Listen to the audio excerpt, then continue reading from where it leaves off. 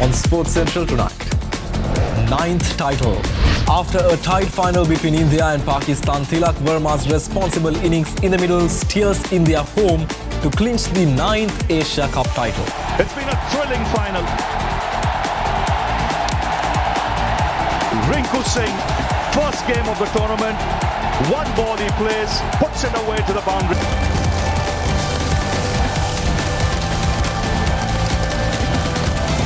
Hayman Trophy.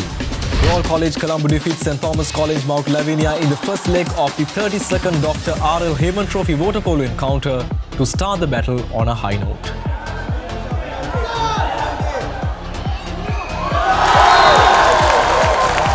Battle at Twickenham. England's Red Roses becomes Women's Rugby World Cup champions for the first time in 11 years as the pulsating final against Canada at Twickenham see the host prove clinical to win.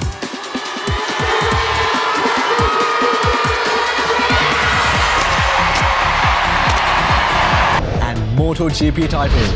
Ducati's Marc Marquez clinches his 7th MotoGP championship at the Japanese Grand Prix and his first since 2019 after he took an unaccessible lead in the World Championship with 5 rounds to spare.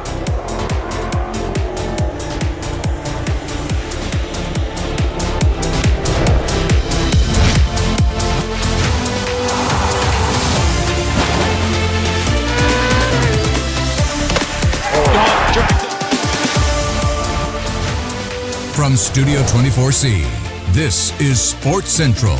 And now, here's Vinut Varnasurya. Hello and welcome to Derana Sports Central. Our first bulletin for this week will, as always, coming from a weekend. We have a packed rundown before you, so let's get on with it. Sri Lanka's champion golfer Chanaka Pereira bagged the 134th Sri Lanka Amateur Golf Championship, which concluded at the Royal Colombo Golf Course last evening. Meanwhile, Kaya Daluwatha won both the Sri Lanka Ladies Stroke Play Championship and the Sri Lanka Ladies Amateur Golf Championship. The 134th Sri Lanka Amateur Golf Championship, organised by Sri Lanka Golf, concluded at the Royal Colombo Golf Club yesterday. In the men's final, Chanaka Pereira, who was a national champion, defeated Pakistan's Saad Habib Malik. He gained a total of 142 points, just ahead of Malik's 143, to claim the country's most prestigious amateur golf title. Kaya Daluwatha bagged both women's crowns with a fine display. Meanwhile, India's Asara Soni finished runner-up in both the events. National champions from Nepal, Bangladesh, Pakistan and India also took part in this year's tournament, which was held over a period of 6 days at the Royal Colombo Golf Club. Royal College Colombo defeated St Thomas College Mount Lavinia 18-9 in the first leg of the 32nd Dr. R.L. Hayman Trophy water polo encounter. The annual match was played at the Sugatadasa swimming pool complex. The first leg of the 32nd Dr. R.L. Hayman Trophy water polo encounter between Royal and St Thomas was held in an electric atmosphere. Both teams stuck to a fast and quick rhythm, and after the first quarter, the Royalists enjoyed a narrow lead with 4-3.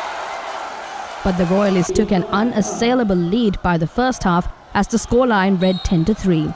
Both teams breached each other's defences quite often in the third quarter, and they scored 5 goals each to swell the score to 15-8. The Royalists scored 3 more goals to St Thomas's 1 in the fourth quarter to see the scoreline at 18-9 at the final whistle. Now the Royalists carry forward a 9-goal advantage into the decisive second leg on the 4th of October.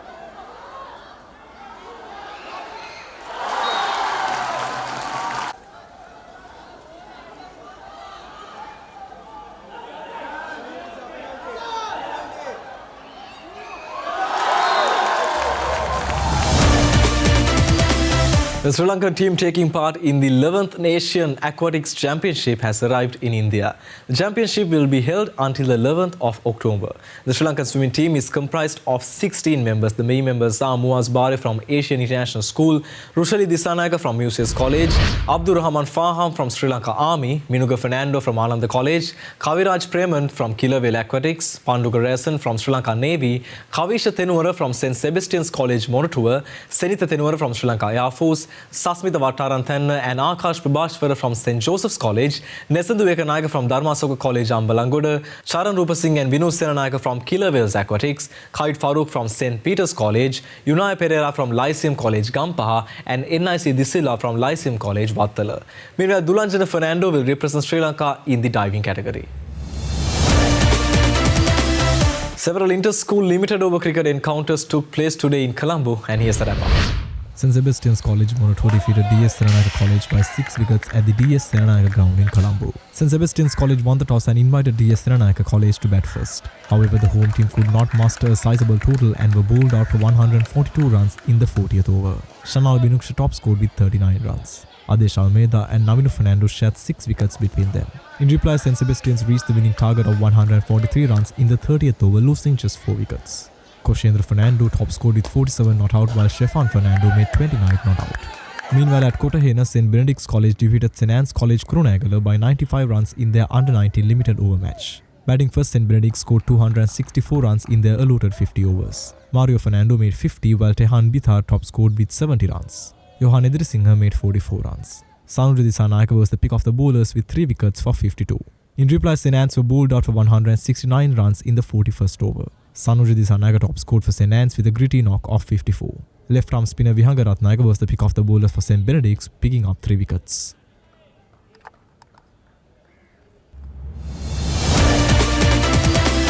Meanwhile, India bagged the South Asia Football Federation Under-17 Football Championship for a 5th consecutive year. They beat Bangladesh by 4-1 in the final in a penalty shootout at the Racecourse grounds in Colombo. India, who has earlier won the South Asia Under-17 Football Championship title 7 times, 4 of them consecutively, took the lead in the 4th minute. Then the Bangladeshis scored the equaliser a few minutes later. The Indian Colts came back strongly to take the lead again, and at the half-time the scoreline was 2-1 in favour of India. In the second half, Indians played defensively in an attempt to keep the advantage intact. But in the dying minutes of the second half, the Bangladesh boys scored the much-awaited equaliser. As the final whistle blew following the completion of the regulation time, the score was 2-2, opening the door for a penalty shootout. India secured the win by 4-1 in the penalty shootout to bag the South Asia Football Federation for a 5th consecutive time.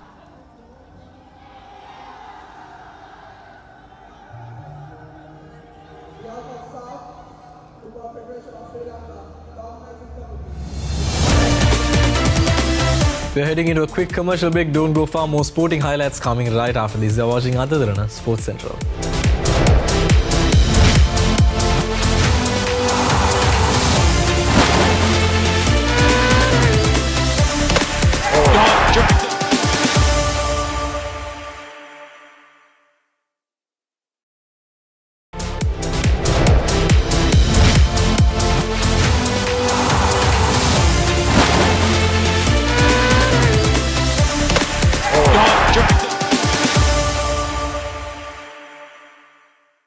Welcome back to Derana Sports Central. We are moving to the final updates from the 2025 Asia Cup.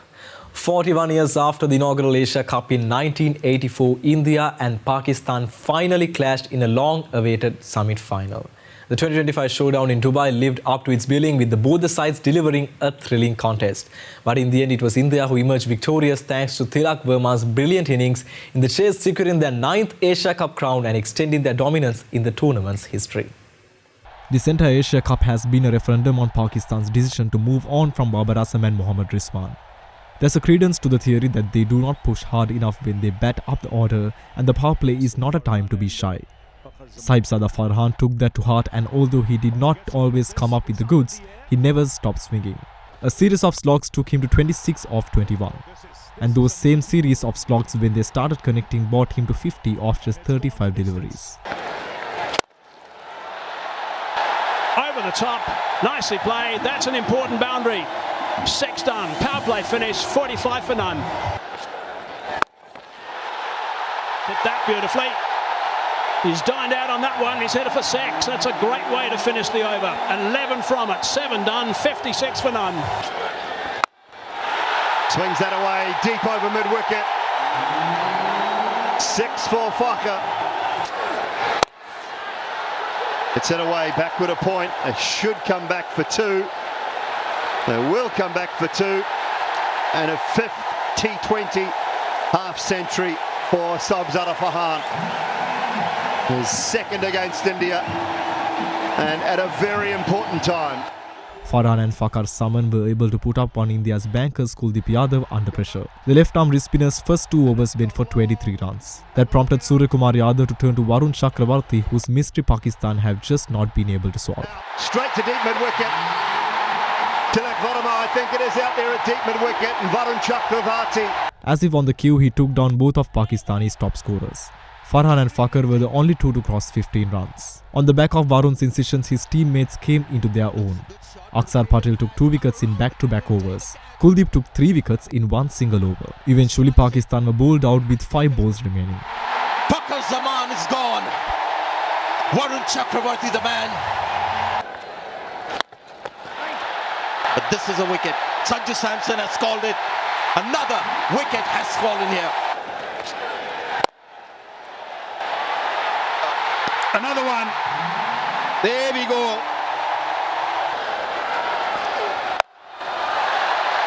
Hits it high, hard, straight out to deep mid-wicket.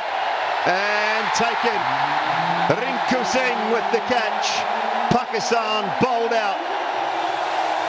A collapse of 9 wickets for 33 runs had left Salman Agha's men with no room for error, and for the most part they coped with it. They got rid of Abhishek Sharma early. That sent jitters through a middle order that was upended to accommodate Shubman Gill. First up for him, Ashraf has struck. That's what they wanted. They've got Abhishek eventually. That is massive. In the air. Out. Out. Now it's out. Couple of juggles. Kaplan's taken that. Skipper for Pakistan is happy. Skipper for India has gone nowhere. He wants more. He's gone over the top. No, he's out. Good catch from Haris Rauf. He's got his second now. That is another big wicket. Pakistan will be delighted with the start they've had here, and their spectators are right behind them. A straightforward chase was going pear-shaped. And Tilak Verma felt all of this out in the middle. The quiet of the stands, the belief among the Pakistan players, the doubts of billion people back home. Somehow he absorbed it all and produced a really special half-century. 6. And that's a terrific shot. Swung away and all the way for 6.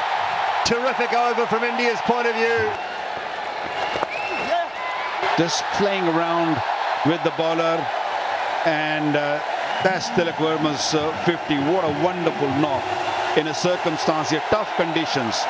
111 for 4. Concentrating as hard as he had to, there wasn't a single moment through the innings where Tilak showed emotion. But once it was done, he yelled, he punched, and he made little heart signs with his hands and basked in the glory of winning India their 9th Asia Cup title. And bang! It's over. It's India who win the Asia Cup. For the 9th time, it's been a thrilling final. Rinku Singh, first game of the tournament. One ball he plays, puts it away to the boundary. Congratulations to India. They are the champions, of course. They'll be delighted with this victory, winning the Asia Cup.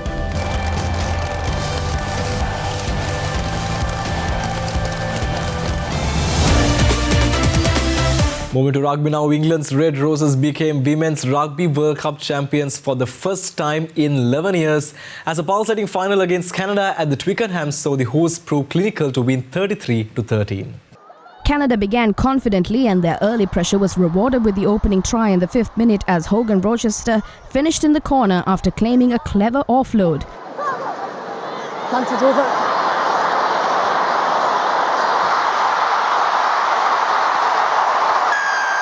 Kicker Sophie de Goad was unable to make it to the full haul, striking the post with the conversion. Out of nothing, England was soon ahead. Played in front of a record crowd of 81,885, fullback Ellie Kildon, hooker Amy Cockayne, number 8 Alex Matthews and lock Abby Ward scored tries as the Red Roses displayed their power and ruthlessness. Fly half Zoe Harrison kicked 4 conversions to further extend the lead.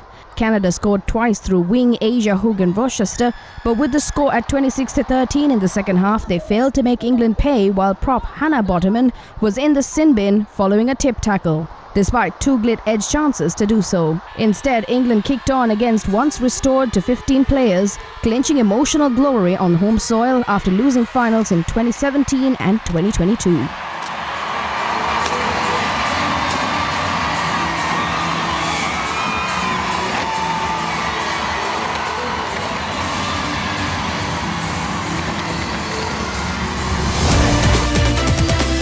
Moving to the Rugby Championship, now New Zealand's scrum-half Cam Roigard made a brilliant return from injury as the All Blacks beat Australia 33-24 in the Rugby Championship to retain the Bledisloe Cup at Eden Park this weekend. Caleb Clark, Leroy Carter and Roigard all scored tries to give the All Blacks an early advantage with a 17-point lead. New Zealand scored after only 4 minutes through Clark, who was playing his first test of the year, and he touched down in the left corner at the end of a long backline with fullback Will Jordan up as the extra man. Australia came back strong in the second quarter with tries from hooker Billy Pollard and winger Harry Potter, cutting New Zealand's lead to 20-17 at halftime. New Zealand continued to fight, edging 26-17 ahead with penalties at the start of the second half before Australia's Carlo Tisano crossed to leave them only 2 points behind. Roigard scored again to seal New Zealand's win, taking his side back to the game in the contest. The two teams meet again next week in Perth. McKenzie's got it, boots it into touch. And the Bledisloe Cup will stay with the All Blacks in 2025. Australia tried so hard to knock down the walls of the fortress, but the All Blacks once again have stood their ground. Meanwhile, South Africa thrashed Argentina 67-30 in the Rugby Championship to move to the top of the table with 1 round to play. Sasha Feinberg-Gonezulu broke the record for the most points scored by a South African in a test with 37, scoring 3 tries, nailing 8 conversions and adding 2 penalties in a stunning display. He beat Percy Montgomery's Springboks record for most points in a single test with his hat-trick of tries among 9 scored by the home side at Kings Park. Other scores came from hooker Malcolm Marx, wing Cheslin Kolbe, scrum half Mourne van der Berg, flanker Pieter-Steph du Toit and replacement back Main Libok. The damage was largely done in the second half with the Pumas only 25-23 behind at halftime in Durban. The bonus points victory see the Springboks move top of the Rugby Championship table with 1 round of games to go and will look to clinch the title against Argentina, who are now out of contention at Allianz Stadium, Twickenham next Saturday.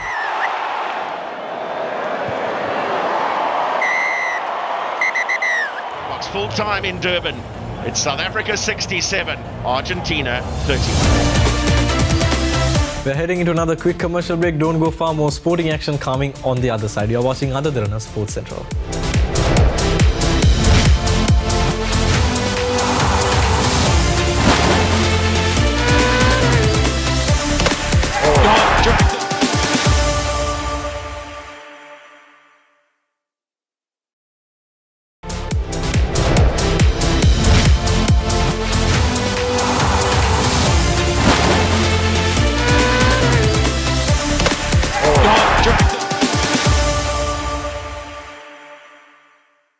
Welcome back to Other Derana Sports Central. Russia and Belarus have regained full membership rights in the International Paralympic Committee after member organizations voted to lift their partial suspensions at the IPC General Assembly held in Seoul.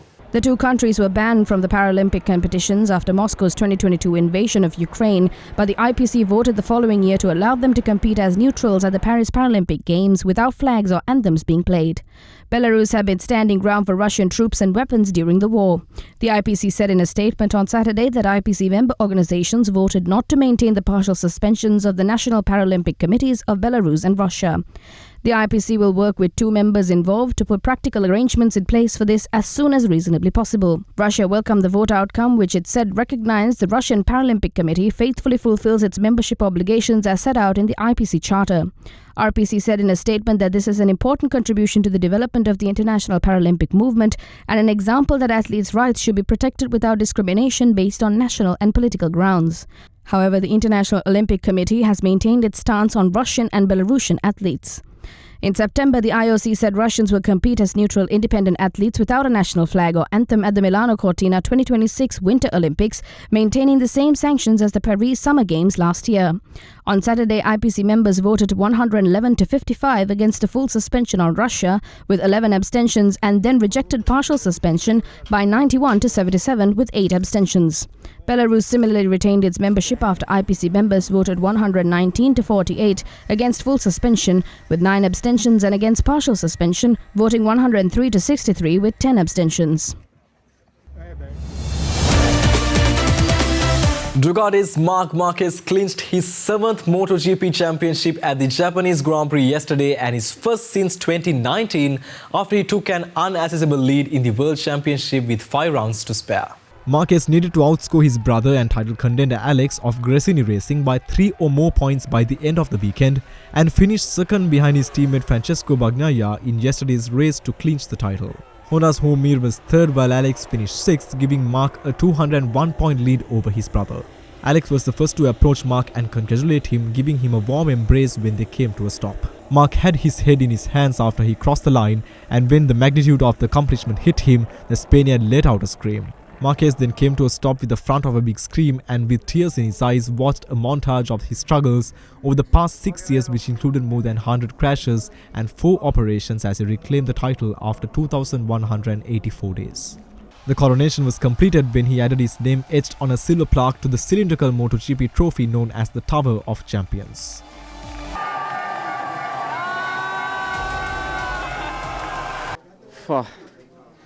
It's difficult to explain because I have super strange feeling. Of course I feel happy, but first feeling is like I feel in peace with myself. I mean, the first sentence, as I say in Spanish TV, is like, I was mark against mark during 5 years.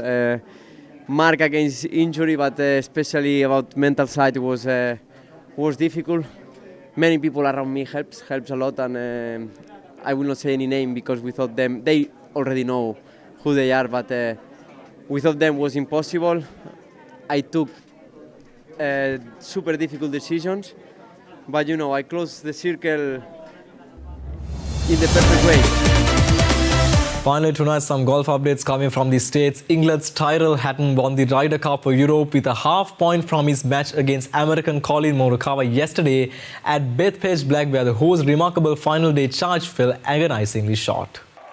Not long after Shane Lowry ensured Europe would retain the trophy by halving his match with American Russell Henley, it was Hatton in the penultimate match on the course who got Europe to the 14.5-point target they needed for the outright win. Europe needed just 2.5 points from the 11 singles matches that were played to secure a victory that many felt would have been made official hours before Hatton sealed the deal in the penultimate match of the day. Europe have now won 11 of the last 15 Ryder Cups dating back to 1995, and Englishman Luke Donald is the first captain to win back-to-back editions of the biennial event since Tony Jacklin in the 1980s. The US sent Cameron Young and Justin Thomas out in the first 2 matches and both birdied the final hole to secure 1-up victories over Justin Rose and Tommy Fleetwood respectively to breathe some life into the Americans' chances. The final match on the schedule was ruled a tie before the day's matches began, which resulted in a half point for each team, as Victor Hovland withdrew ahead of the clash with Harris English due to injury.